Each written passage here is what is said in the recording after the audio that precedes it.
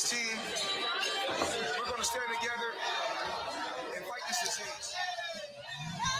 I come this way before, travel through the open door, circumstances navigated the path, and life happened all so fast. No, it got lonely sometimes, you see, I know we couldn't make it. Even when I'm offbeat, I still land on my feet, and nothing can shake me, cause I know life took a hold on. I never. This is where I am destined to be. I'm not ready to give up. No. I believe in the miracle of life. Life's a play with no rehearsal. Learn quickly, they'll come for your role. Games can play, can't take it personal. Cause the devil is a lie. Telling you the truth, hey. It's all in what you do, hey. Things you gotta do, hey. See the blessing in it. From much expected, much is given. One that made the living, now I'm giving back to children. Never let the power come first before your happiness. Yes, you can be the best if you go the distance. Mix a little sweat with your persistence. You know that the best things are never instant. Just shine up, let them see your brilliance. Get up, open up your eyes now. It's the moment of truth. No backing down. We're bringing it through like for the children. It's a giving. You gotta give it, be a blessing. It's my personal statement. Run a game like I'm acing. Learn to develop patience, determined To be the greatest, yeah. Bobbing and weaving and changing up like the seasons. Indigenous to the grind, so I do it for all my people. Jabbing the competition, back up against the ropes. You fighting for recognition, I'm fighting just to promote equality where we lack it. Or cancer slowing our road. I'm confident we'll make it. We focus on common goals, yeah. Give back, give love, giving something away.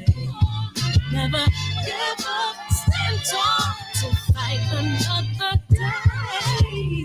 2 toes, 2 feet, I stand on the ground. I'm going wrestle and fight this final round. Life's a play with no rehearsal. They'll come for your throat. Take it personal.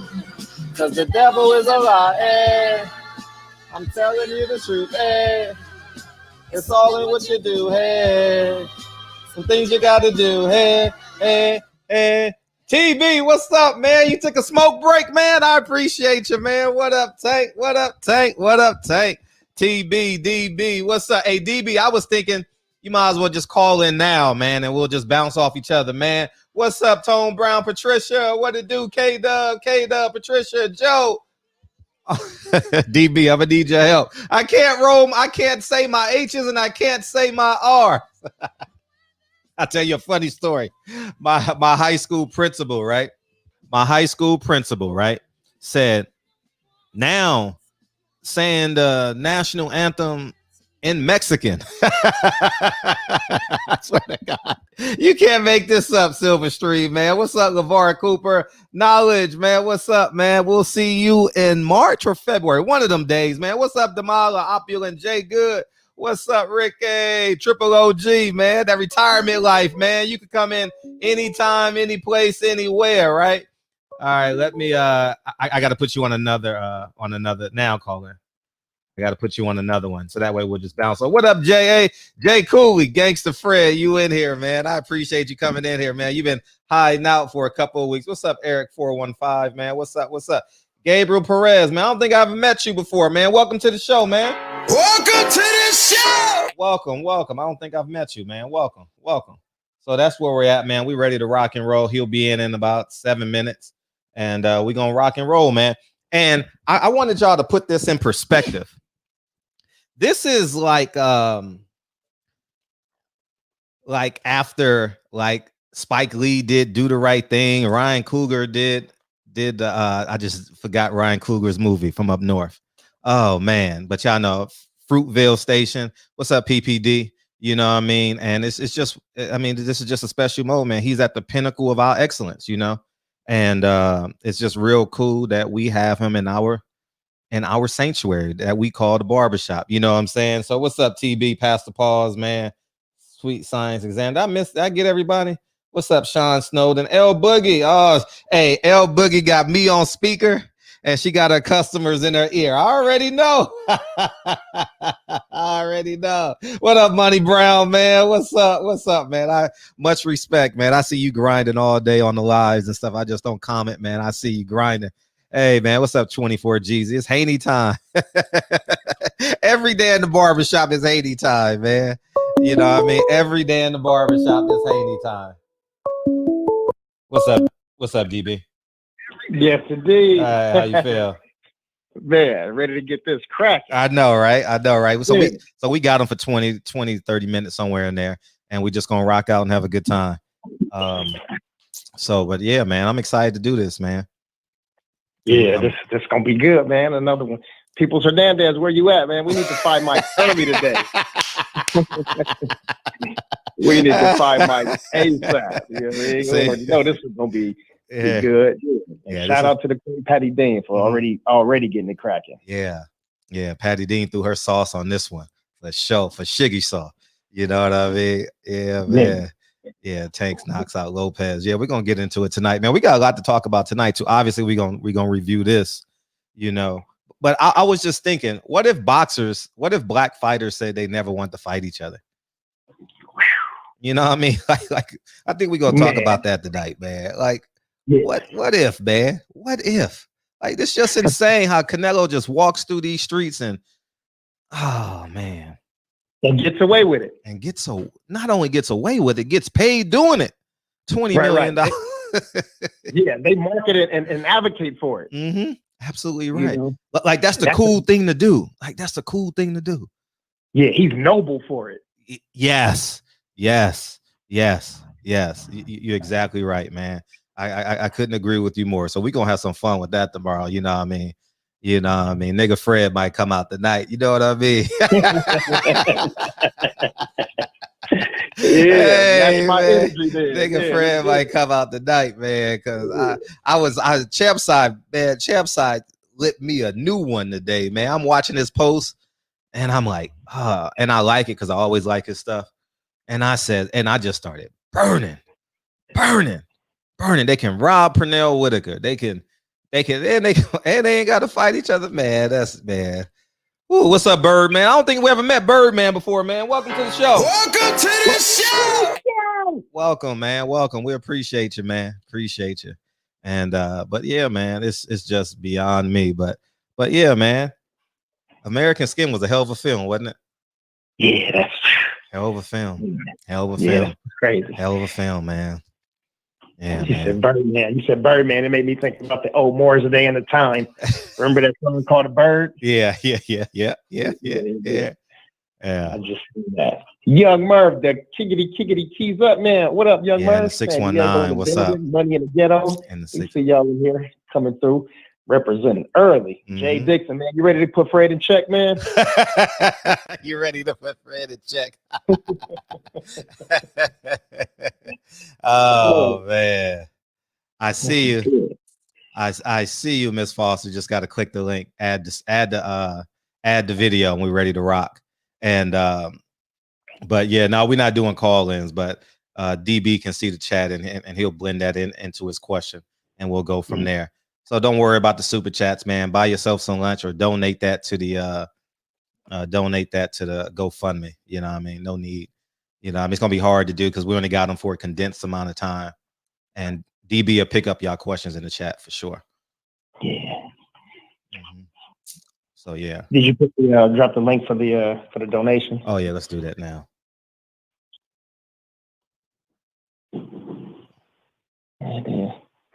Jamore Westmoreland, welcome to the show.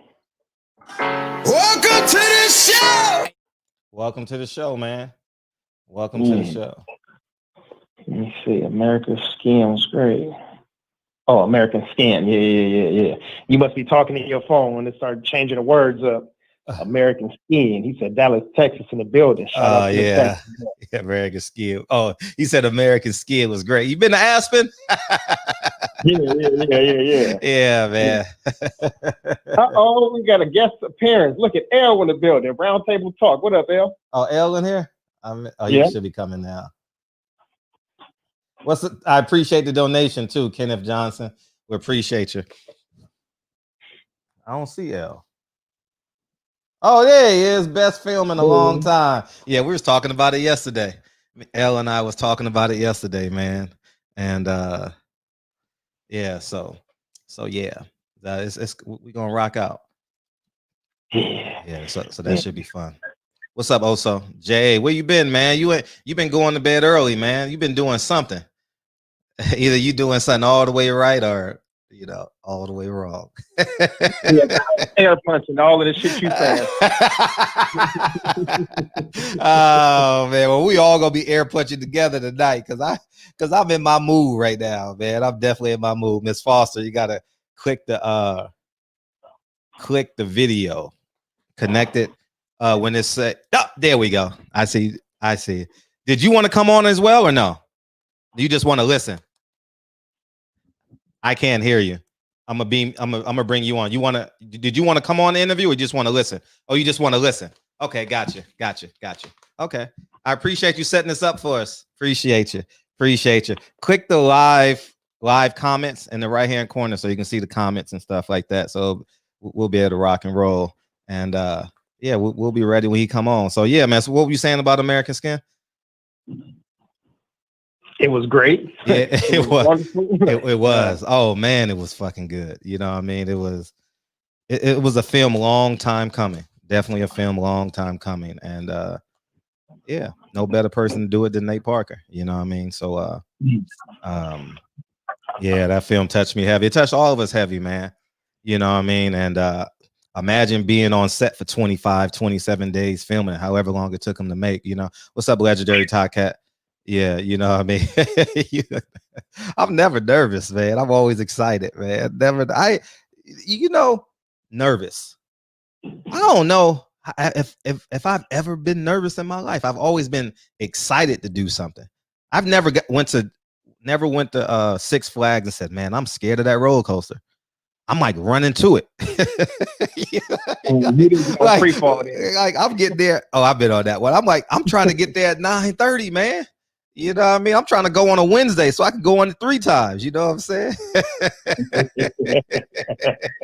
Shucks, man. You know what I mean? I don't take girls to Six Flags. I know y'all took girls to Six Flags when y'all were kids. I didn't do that. You know what I'm saying? Six Flags and Dodger games. That's how you got it. Oh, really? Man, Six Flags and Dodger games. Oh, I didn't know how to get to a Dodger game. I'll be honest. How did you get to a Dodger game as a kid? You found a way. Oh yeah, you found a way because I couldn't even tell you what bus to catch to get to a Dodger game. Damn. No, they had buses leaving out of downtown. Oh, you probably Union Station, but I wasn't savvy enough to realize that. You know what I mean? But yeah, you could have took the bus out of Union Station, and we would have been good. You know what I mean? So, any business bus goes straight to Union Station, and then once you get to Union Station, you take a Dodger, take a bus, or take the Dodger trolley. Yeah, you can because I remember I did it as an adult when I took Lincoln to the playoff game because it's just impossible finding parking up there. So I took the tram when the Dodgers played the Mets. I went, so that'll be cool. Yeah, so we got to make sure we say the world champion Dodgers, by the way. No, but when I went, they didn't win the world champions. But they are the world champions. Well, in that case, I can say the world champion Mets then. You don't knock it on. What are you talking about? So what the hell are you talking about, man? Shit, I can say the world champion Knicks, man. We won it in the 70s. Well, LA right now, man. We're living off the Kobe spirit right now, man. Lakers and Dodgers. What teams haven't won? But in the meantime, between time, we got the man of the hour in the building, man. In a second, he went to go check on something. Maybe he went to go get his glass of water, put his hat on. You know what I mean? You know what I mean? It better be a Nick hat or something. It better be a Nick hat, man. What's up, man? How you feeling, big dog? I'm feeling good, man. I wanted to make sure y'all had the right Wi-Fi. It wasn't jumpy, so I made a little move at the last second. Okay, it's a little bit not clear, but Okay. we can hear your your voice though. Okay. Yeah, we can hear your voice. Are we on right now or not? Yeah, we rocking and rolling. We rocking and rolling. So you can feel beam out if you want to. Double. No, we good now. I think we're good. Okay, cool. Yeah. Okay, great, brother. I appreciate y'all. Good to be on. Man, man, we genuinely appreciate you, man. I got to give you a fucking round of applause, man. Yes, hell of a film. We got a co-host DB on, man. Nate Parker, DB, man. And great to meet you, brother. Great to meet you. It's a pleasure. The pleasure's mine. I appreciate y'all, brothers. I've been looking forward to this, man. I love y'all's show. I love the issues y'all be bringing up. The barbershop is where it's at. That's where it's at. Hey, man. You know, I want to jump right into it, man, because there was a scene where you had the gun by the window, mm-hmm. and it's real trendy right now. And I want to ask you, how much of an impact has Malcolm's voice impacted this film and in your career? His impact on my life is that of a father. It's almost strange because I feel like in my dreams I've met him. You know, I've never come across a person that close to me from a standpoint of generation that had that type of courage, and put truth over everything, cared desperately about his people to the point where he risked it all and gave it all to the very end. And I think that we're lacking that type of sacrifice in our community. I think the young people that we're seeing now, they have more of that energy in them than anything that I've seen. You know, I think they understand the power and necessity of the flame. And I think that they are not, they're not ready to, they don't want to hear the old tapes, you know, and I don't mean the old tapes to disparage my elders and my ancestors. I just mean they understand the importance of approaching this from a new direction, so we can maybe have a new outcome. And that's the impact Malcolm had on me. You know, I'm from Norfolk, Virginia. I grew up in a project, and so many of my friends, one of my closest friends is, you know, doing 23 years. He gets out in a year and a half. And I think to myself, like, why did God protect me? Why has he put me in this position? I didn't ever want to be an artist. I didn't go to film school. I didn't do any of that stuff that so many of the artists have done that creates this type of weight in their art. You know, I just have had so many intersections with life and tragedy and trauma with respect to, you know, how we're perceived in this country, that I just feel like I want to dedicate my art to making sure that when I'm gone, my children, your children, our children's children are inheriting something that is way more healthy when it comes to sustainability of our lives and our humanity. Right now, American Skin is playing all over the world, man. 30 and it's 31 cities here, and it's streaming on all digital platforms. And I had a question when the film, because it's enraging, like my emotion, like there's a scene, and when you leave the car, once you leave the car and come back, the film is on go. Yeah. Right. And streaming from the Malcolm X thought, is our liberation in the ballot or the bullet? Yeah, I think it's in both. I think if you look at any oppressed people that have overcome that oppression, they understood that everyone was necessary. And they also understood that it's critical that we don't disparage anyone's path, because God has given people different gifts, you know, and different positionings. You're a journalist, brother. Like the barbershop. Yes. The barbershop. There's never been in any institution or corporation that has ever been more impactful to us than the barbershops and the beauty shops. Listen, they were amongst the first places where we can have conversations and convene without white people being around. Right. We could close the door and critique each other and come out of it stronger. It's so necessary, you know. And it's interesting how so many people who are not necessarily in alignment with our liberation, because it doesn't mean as much to them, find ways to goad us into disparaging each other. So we spend more time responding to the hurt of someone who looks like us critiquing us than we do around recognizing that we're fighting for the same thing. Amen. You know? Yeah. DB. Yeah, I wanted to take it a little back a little bit further. Making a film of this magnitude, I'm pretty sure you had to get some financial backing from investors, and they were probably white. What was that conversation like? Well, it's always interesting. The question, you're bringing up a very interesting question because, you know, I make films about our liberation. Check my resume. You know what time it is. Yes, yes. What's funny about that is having to go and ask a white person, can you give me money so I can make a film that will create the type of equity that may take away privilege from your kids? It's a big ask. You get what I'm saying? It's a hard thing to do, but I do it all day long. You know, I'm an independent filmmaker, and I do that so I can maintain creative control. Unfortunately, when you involve too many people that don't know your experience, out of that comes misguided support. They'll say things like, "You sure you want that in the movie? Because that might alienate these people." And you know me, like the way I do it is I say, okay, let's make the movie. As long as I have creative control, then we make the movie and they say, well, what do you think about this? And I say, thank you for that. Oh man, thank you. Thank you. And then I just go on and do what I want to do anyway.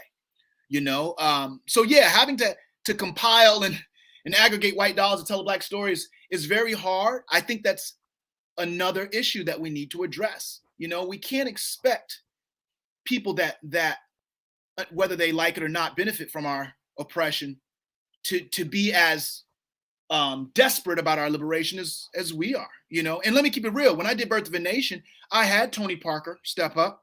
I had Michael Finley step up. I had Derek Brooks step up, because a lot of our economy lies in, you know, the jump shots of these black you know what I'm saying? The 40 speed of these, and a lot of them recognize are coming to recognize that. And again, these are younger people that are recognizing, wait a minute, okay, I have all this wealth. Maybe I can maybe my legacy is important too. When I go and talk to these brothers, I'm not like, yo, let's get the money, let's get the bag. You know, when people ask me, am I rich? I'm like, bro, I make positive black movies. Ain't no money in that. You know what I'm saying? So, but I'm cool with that. Dude, what did Paul Robeson say? The artist must decide to fight for bondage or freedom. I've made my choice. Made my choice. I'm not tripping, but it's a journey every time a story enters my mind, and I say to myself, how will I get this to the people? You know, and even with this, like, we don't have any marketing dollars. Ain't no money. Ain't no money. Word of mouth is the reason why the film has blown up in the way that it has. You haven't seen any billboards or commercials, you know, because again, to the how do I say this in a way that keeps me from getting in trouble? We just don't have our own. And when we do have our own, it's so hard for those organizations to get full buy-in from us, you know? So I think we have to get back to our way of thinking when we were in Tulsa. You know what I mean? And when I say Tulsa, I mean 100 years ago, May 31st, where we had our own banks. We had our own transportation. We had so much of our own that people outside of our community would come to our community to give us. Right. We got, you know, when people talk about economic empowerment, it ain't just a buzzword. I mean, you know, barbershops. I mean, like I said, when I was excited to meet with you brothers, or I'll talk in a barbershop without any cameras, just on the strength of that conversation, because it's one of the first black-owned businesses. You know, I go to a barbershop out here in Pasadena called Just in Time, right? The owner, Chuck, puts on all these barbers. You'll see someone come in, they may be a returning citizen, they may be 15, 16 years old, but there's a power in that, you know? So I think outside the box when I raise money. I go in, I definitely talk to, you know, grassroots. I talk to, you know, as many people as I can, but ultimately it is very difficult, to answer your question, brother, to raise the type of money to have a film that people will take seriously. Wow. Without engaging the very people connected to what you're trying to overthrow. Yeah, understood. I mean, you did a beautiful job of showing the relationship and accountability factor of, you know, police and black men. And this film was probably already in the works when George Floyd and Ahmaud Arbery and Breonna Taylor tragedies were occurring. But what specific incident drove you to the point of creating this masterpiece? Well, thank you, brother. It was actually filmed before George Floyd. This film was first quarter of 2019 is when we actually shot it. But the inspiration came from my relationship with my nephew. I got custody of my and it's so funny. I tell this story, but it's so indicative of our relationship in our community, right? Like in our families, and this is how I came up in Norfolk, if someone's mother couldn't take care of their child for whatever reason, somebody, Aunt Maddie, raised her hand. You get what I'm saying? Yeah. And I grew up like that. I saw so many of my cousins or whatever, and I lived with my grandmother at one point, and then my aunt and my uncle at a different time. The village is what we need to get back to. And in the spirit of that, my sister was having issues with her son, who was 13 years old, was getting in trouble. His father was in prison. And I raised my hand. I said, well, look, let me raise him. You know what I mean? I don't have any sons. I got 5 daughters. And so brought him in. And soon as I got him into the house, I thought, okay, he's in a good school now, one of the best in the nation. He's going to have a great opportunity. I told him too. I said, listen, bro, you're not better than people that in our community that you came from. You just been given an opportunity that at some point you're going to have to go back and take what you know, Sankofa, and get that history full circle to these people you're leaving. He was like, I completely understand. But then I realized really quickly, in bringing him to this better neighborhood with this better school, he had to ride his bike through an affluent neighborhood. So I got him at 13, sitting on the couch next to me. We're watching the news. Michael Brown's body is bloated in the street, face down. And he looks to me and he says, Uncle Nate, what do I do if I get pulled over by the police while I'm riding my bike? And I was like, look, I'll probably be close. Call me wherever you are. Call me. I'll be there in an instant. Then I was like, wait. Don't reach for your phone. Just slow down. Put your feet down on the ground. You know, with the second you can, put your hands up very slowly. Up, not down. Just raise them up. Turn to the law officer so he can see your face, see your man, see that you're young. You know, everything you do, make sure he sees that you're not a threat. And I'm looking at him, he's looking at me, and he's like traumatized, you know, that me and all of my social justice, all of my work I do, in that moment, my fear overcame me. And all I wanted to do is make sure he made himself weak. So that if this officer needed to feel strong, fine. And I realized I was traumatizing him, and I felt ashamed and embarrassed. Like, damn, like no matter what I do, this is still the environment I'm handed over to my nephew, even in a great school, even with all this opportunity. And obviously in the film, you see that relationship, because I felt like this isn't fair. But not only is it not fair, it would be shameful for me to not do something in my art with this. And that's when I start writing it. And my nephew is now in USC, the first man in our family to get a master's, he's getting his MFA in acting. And at any moment, his life could have been taken. Even now, as I talk to you, I hope he's safe. I hope he's not in the streets. Why? Not because I'm afraid of someone that looks like me, you know. But that's why I made this film, to give him an answer. This is a letter to every young brother and sister out there that feels unsafe when they're in the streets. They have to see their brothers and sisters on the street face down with no answers. So every mother that right now and father that right now, as we're in this barbershop conversation, is mourning with no accountability and no justice. Facts. You actually wrote, instead of ink, you wrote this movie in blood.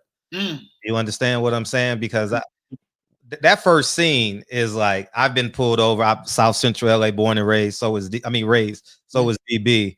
And that leads me to a 3-part question. What was the toughest scene to shoot? Why no subtitles? And did you ever confer with anyone on the ending? I'm not giving the ending away, but did you ever confer, like, should it be ending A, B, or C? Sure. Okay, so first question, give it to me one more time. I know what the second one is. Toughest scene. Toughest scene. You know what? I think there was, once we got into the meat of it and we were inside that room, they were all tough. Wow. They were so tough because we're having conversations that no one ever had. You know, like we appropriate these conversations, but we don't ever have these conversations. We have them with each other, but we never have a conversation where everyone's at the table being able to really air out the dirty stuff, the uncomfortable stuff. You know, we had return on that. The brothers you saw in the orange. I'm not gonna give anything away. 90%, 9 out of 10 of them returning citizens, with the exception of Will McRae. Oh yeah, Yeah. we used the Latino brother that had the conversation with the other Latino. He just got out. Come on, man. Oh yeah, oh Come yeah, on, man. That's special. Returning citizens, how we treat our brothers and sisters that have been swept into the prison industrial complex. That's really important to me. Make sure they have a voice too. Like, when the last time you heard a brother or sister get to have a voice as it pertains to dealing with the people that cause them terror, that terrorize them every day? Never. Yeah. You know, so that was important. So there were times we would just stop filming, man, and just, you know, an extra would start crying or an actor would start crying, and we would just be like, all right, bet. All right, it's time for a break. Some of it we recorded, you know, we just would say, all right, let's open up. Well, how you feeling right now, brother or sister? How you feeling? Well, I just, you know, or I got pulled over today. You know what I mean? Like, it just put all of it into such a magnetic and emotional moment in real time. So it was all very, very, very hard, you know. So it's hard to identify any one conversation. It's just, you know, you embody that frustration and that pain and that desperation. Why no subtitles? I believe there are conversations that need to be private. I do. So whatever happened between us, between them, ain't about us. Oh my God. Guess what? If anyone wants to know what they said, put on Google Translate and look it up and give a damn. You know, I think that we need to be able to close the door, all of us. So I wanted to give them their corner, just like we have our corner, just like, you know, to be able to air that out on their own. I think that there's people fail to realize that a lot of the dissension, a lot of the pain that is between Black and brown comes from the prison industrial complex, comes from a culture that encourages us to fight, encourages us to fight against each other just so we don't have to say we're the ones on the bottom. That's plantation politics. You know, there's a reason why there are rifts oftentimes between Blacks and Cubans, Blacks and Dominicans, Blacks and Puerto Ricans. Dude, we're part of the diaspora. You know what I mean? At the end of the day, Europeans came and slaughtered us. You know, I think we got a different end of the stick because we were chattel. But I think that we have a similar enemy when it comes to oppression. It's not the same. You know, I'm very big on specificity, and I would never ever, understanding history, put anyone else, you know, over what we've had to endure for generations. But I say that to say, as we look to overcome and overthrow the oppressive forces in this country, I think that there will need to be some alignment in different ways. So that scene was for the people who can understand it. Amen. Case in point. What was the last question? The ending. What? Yeah. Did you work through the ending with different scenes, or did you just I knew exactly what I wanted to do. And it's important that people recognize that too. And I don't want to give anything away, but this film is about where we are right now. Oh. For now. If you ever watch a film I do, and you can just get up and go to In-N-Out and eat and not talk about it and turn the game on, the playoffs or whatever, I've done you a disservice. And maybe I shouldn't have made that film. You know, I want lead in your feet. I want you to be challenged. I want you to be angry, because those are the emotions that inspire change, right? Like, what are we doing? You know what I'm saying? Like, I'm not going to go too deep, but when you look at the genocides that have happened to other communities, their whole thing is never forget. They will put their pain right in front of you, just like that. Yeah, right. Yeah. And it's not just for the people outside the community, it's for the people inside the community.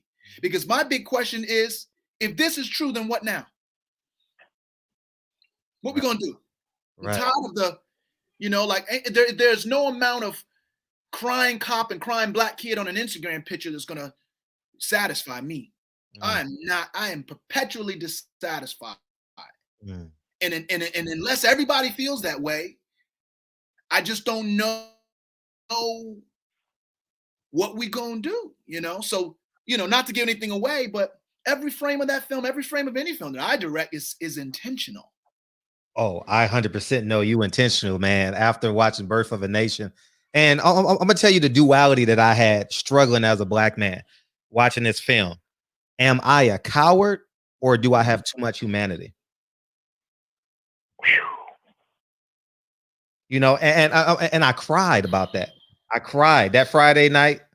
I cried. I said, "Fuck, man, what the fuck am I doing in this fucking country? I got a son." Mm-hmm. I think there's another option, brother. I think there's a C, you know, Mhm. and C is, what am I waiting for? Mm. You know, what am I waiting for? Because you know what's inside of you. You know what God put Yeah. inside of you. You know that you have a platform. What are you Mhm. waiting for? I ask myself every morning. I wake up. I'm up very early, staring at the ceiling. I get up with my little coffee and walk in my yard. What are you waiting for, Nate? And Mm. the question inspires action, not what did I do? I mean, I asked myself that question this morning. Forget this film, not forget it, but what else? What am I waiting for? Because if you have a show, barbershop conversations, then you have the answers, brother. Because Yes. you get every tax bracket, every education Right. level, Right. you get it all. More so than it, you know, it's interesting how we have more degrees than we ever had, right? Yes. You know, Yes. more higher level, higher learning, more corporate, more politics, and more trauma, more hurt, more death than we can imagine, than we can remember. Yeah. So Yeah. it ain't just in degrees. What are you going to do next? What are you waiting for? I ask myself, all right, if I got these answers, how do I get them to the people? And you only can, and again, I'll say it again, and I'm gonna say it 1,000 times. I'm not saying I got all the answers, but 50 years from now, if I'm blessed to live that long, and I'm on my deathbed, and I'm surrounded by my children's children, 8 children, they all looking around and they're all crying because I'm about to go, and they're asking themselves, what this great granddad or whatever mean to us? What did he do for us? I want my receipts, bro. Right. Because nobody cares how many followers you had if you didn't do nothing for us. No Right. one cares how many movies you made, how much money you made if you didn't do anything for us. That stuff is fleeting, you Right. know? And then there's a faith element, right? Like we are a people of faith. Real talk. Like we're not monsters. We know what monsters look like. Real talk, right? We know what monsters look like. Yes. We're not monsters, Uh-huh. you know? So how do we use the very things, the gifts we're given, journalism, art and filmmaking? You know, if you're a garbage man, if you are a PhD, what are you doing to do your part to have your receipts? It's like when you look back on people that lived through 68, and you're like, well, what were you doing? And, minding my business. That ain't no answer. Getting this money, getting the bag, that's not an answer. Where were you? Am I making sure you are? That's not an answer. When people are like, yo, back in 2020, when all hell broke loose and George Floyd, and man, what were you doing, Unc? What were you doing? You better have your receipts. Right. Right. DB, final question, and then my final question, and we'll get them out. We appreciate you coming in. Go ahead, DB. Mm-hmm. Yeah, so mine's a two-part. So was there a moment of filming where you had an oh shit moment where you thought my Hollywood career might be in jeopardy for pulling a Band-Aid off of this nation's ugly scar and telling America's truth? Brother, I felt that on Fade In of Birth of a Nation. I felt that on when I wrote the title on Birth of a Nation before I ever even wrote a line of dialogue. I was like, well, here we go. So, and look, and if I don't feel that way, man, then again, what am I waiting for? Right. You know what I'm saying? So that, you know, I try to stay in that place. You know, like it's going to be hard, the work we have to do, and we can't serve two masters. If God is real, then our liberation is within our reach. But it's going to be on us to make those moves. Yeah, and then also I heard you on an interview talking about the catering company being some hardworking sisters. Is employing our folks a part of your mission, along with, you know, speaking the obstinate truth and expressing your artistry at the same time? Yeah, I think those are interwoven into everything that I do. The sisters that did the catering company, I'm blanking on their name. I can send it to you. But they were also returning citizens, a couple sisters who had their catering company, and it was like healthy food. It was, I mean, they were just I mean, the hardest working people on the set and the most humble, the most knowledgeable, you know that they put time into it, were these returning citizens. But it is critical we hire our people. You know, the one thing we haven't really been afforded in this country is nepotism. Seems like every generation has to start over. You know, it's like, damn, like we at 2020 and people still having to start over to learn about how to write a check, learn about credit. You know, we're and it's not something that we've done to ourselves. That was done to us. You know, so my hope is that everyone that, you know, I have an organization called the Nate Parker Foundation, and what we do is we empower Black youth to tell their stories through the cinematic arts. So we've in 5 years we brought through over 130 young people through the program. We teach them all the elements of filmmaking, but we first start with cultural competency. You know, we bring in different thought leaders in our community, Sankofa experts, teach them about themselves, self-love, self-care, who we are historically. And then we put cameras in their hands. I bring some cinematographers, directors, everyone to teach them. And then they do their thing. They kill it, you know. And now we want to populate this industry with those people because they know who they are and they know the importance of us. Right. So everything I do is going to involve hiring and elevating people that look like us. Right. My final question, but I want to remind y'all, it's playing on all digital platforms and drive-ins and movie theaters in 31 cities all across America. I urge you to please go watch this film. And my final question is, Birth of a Nation was seen by a sitting president, right? You wrote the original Birth of a Nation. Mm-hmm. Woodrow Wilson. Woodrow Wilson, thank you. If Joe Biden and Kamala Harris said, we want American skin in the White House, what's the conversation and or demands to Kamala Harris and Joe Biden after watching the movie? I think it's a fantastic question, and I won't disrespect the people doing the grassroots work every day. I'm just an artist. Yes. But I will tell you this: I would go into my networks. I would make sure all of, you know, whether it be, you know, the Sisters from Black Lives Matter, whether it be Color of Change or Brian Stevenson, I would bring to the table, Stacey Abrams. I bring to the table people that know way more than me in politics and make sure something was crafted that wasn't lip service, yes.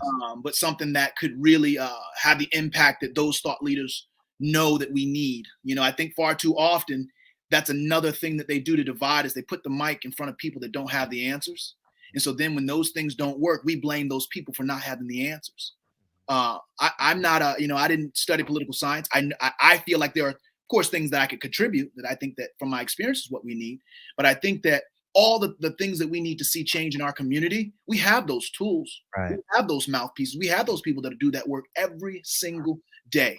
So right. If I had that opportunity, the first thing I would do is go to my networks and recruit the people that need to be in the room. So when those demands were hit, they weren't me saying, you know, something ridiculous that doesn't cut to the heart of really what's going on in this country. And man, we thank you so much for coming in the shop, man. We thank Ms. Foster. We thank Don G. We thank Patty for putting this all together, man. It was an honor and a pleasure. So you were a hero in real time that got fit. But the most beautiful thing is you got 50 years left, man. Oh. You know what I mean? And that's a beautiful thing that we get more. Mm-hmm. We gonna get more. Brother, I can't do it without y'all. Just let me keep it real. I can't do it without y'all. Like the journalists in our space, the people that I talk to and give interviews, if they don't look like me, then the word that is perpetuated won't be the right word. You get what I'm saying? Y'all are journalists. Y'all do this every day. So thank you what you do. Thank you what y'all brothers do. So You're a hero. You're a real life hero. Thank you, dog. Appreciate it. Much love, y'all. Nate, you know one cool thing about hair? Huh? It grows back and it grows a lot. So that means you got to come back to the shop so we can keep getting you faded. Hey, let's do it. Let's do it. Exactly. I'm back. You just you request me. I'm here. Appreciate it. Appreciate you, brother. We love you, man. You got all the love. Appreciate you. All right. Thank you, Miss Foster. Thank you, Don G, for fighting for us, man. Thank you, PPD, for fighting for us, man. And yeah, man, that shit was fun, man. You know what I mean? Yeah, that shit. He's a hero, man. In like 5 minutes. Yeah, it did, man. And I appreciate everyone in the super chat, man. You guys are fucking amazing. You know what I mean? Ill Will, appreciate you. Yeah, the chat was rolling. The chat was rolling. Yeah. Dr. Inky. What's up, man? What's up, Dr. Inky, man? And I lost them all. So the chat was moving so fast, but I'm greatly appreciated. Ill Will, everyone in the chat, man. Woo. That was a ride.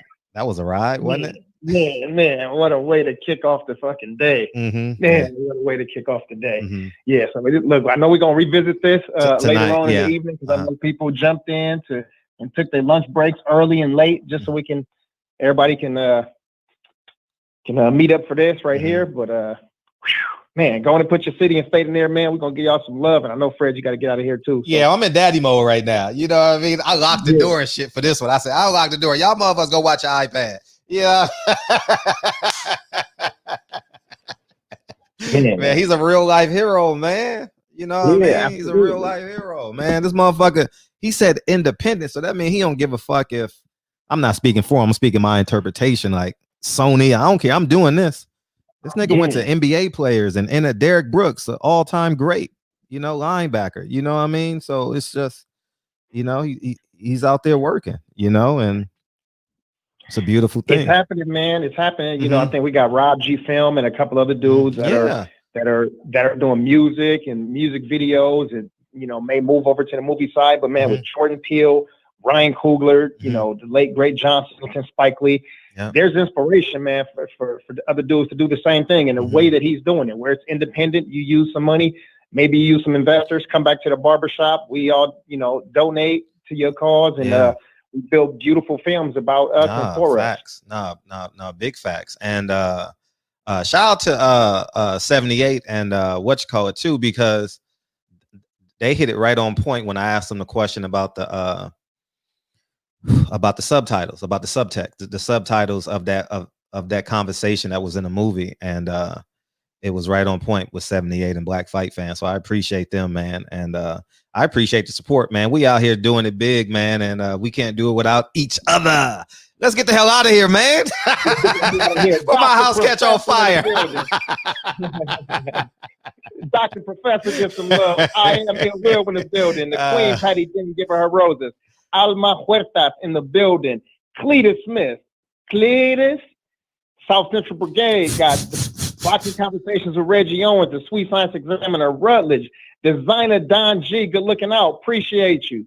Let me see. We got Bravehawk 334, Sir Senior, Legendary Top Cats, Opulent LD, Living Healthy, Box Fans, J.A. Dixon, Jaquan Pickett, my cousin, Charmaine Callahan in the building, Demala the Plant-Based Pugilist, Living Healthy, Lauren Bevel, my queen, Dr. Inky, Mo Boxing, man, it's everybody in the building, man. It's a lot of names in there, man. Jay Good, Cuddy, I see you. My big brother Poncho in the building, Boxing Barbecue, Jaquan, man, everybody, man. Everybody get some love. We see y'all back here 9 p.m. Pacific Standard Time. Play the song, Fred! I'm playing it. LaRon's review, man. I appreciate you, man. Share this damn video, y'all. Stop playing. Put it in your stories. Put it on your Instagram stories, your Facebook stories. Not for me, so people can go buy the movie, man. You know what I mean? So he can go buy the movie and get this money so he can make another one. You know, we all want to see Birth of a Nation Part 2. You know what I mean? If you know, we need it. You know what I mean? So go support the film. Share this interview, man. You guys were a part of this. Okay, we appreciate you. You know what I mean? So thank you. DB, great work, man. Thank you. I'm glad you came in early. That made it whole much easier. Yeah, for sure. You know what I mean? Hey, but Hernandez, where you at? We need them 5 mics. Life's a play with no rehearsal.